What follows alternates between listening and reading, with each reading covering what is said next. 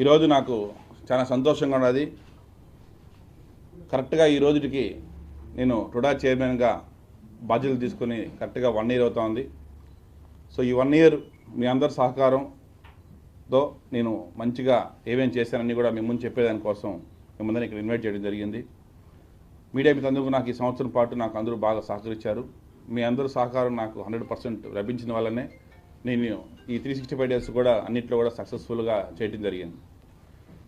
ముఖ్యంగా నేను మరొకసారి మన రాష్ట్ర ముఖ్యమంత్రి శ్రీ నారా చంద్రబాబు నాయుడు గారికి, మా యువ నాయకుడు, మా భవిష్యత్తు నాయకుడు శ్రీ నారా లోకేష్ గారికి మరొకసారి నేను మనస్ఫూర్తిగా ధన్యవాదాలు చెప్తున్నాను.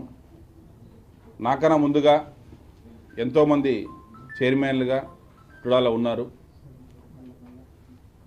ఎక్స్ఎమ్మెల్యే మోహన్ గారు కావచ్చు, ఎన్వి ప్రసాద్ గారు కావచ్చు, కోలారాం గారు కావచ్చు, మేడసాని వెంకటరమణ కావచ్చు, ఇంకా ఇతర పార్టీల నుంచి కావచ్చు, అందరూ కూడా ఉన్నారు.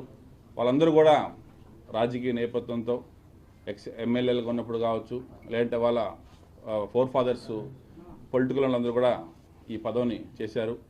కానీ నాకు మొట్టమొదటిసారిగా రాజకీయాల్లోకి వచ్చిన తర్వాత నన్ను నమ్మి నాకు ఈ పదవి ఇచ్చిన దానికి మరొకసారి నేను మా సీఎం గారికి, మా యువ నాయకుడి గారికి ఇద్దరికి నేను మనస్ఫూర్తిగా ధన్యవాదాలు చెప్తున్నాను.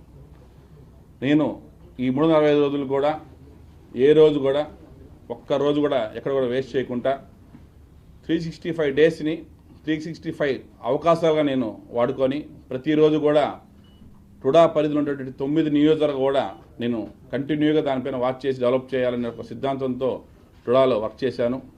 సో అవన్నీ కూడా ఫస్ట్ చైర్మన్ అయిన నెక్స్ట్ డేనే మొత్తం సంబంధించినటువంటి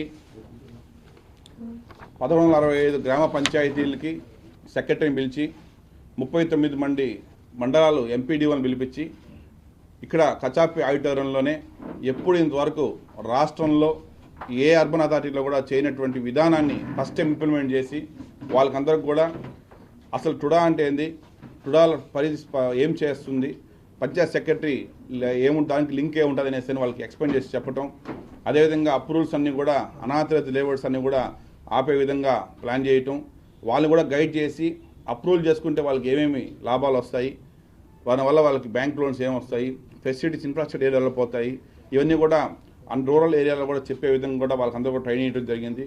సో దానివలన మెజారిటీ ఈరోజు అనాథరైజ్ లేబర్స్ అన్నీ కూడా ఈ 1 ఇయర్లో కూడా తగ్గిపోయినాయి, మ్యాక్సిమం తగ్గిపోయినాయి. సో అప్రూవల్స్ కూడా మనకు మ్యాక్సిమం పెరిగాయి.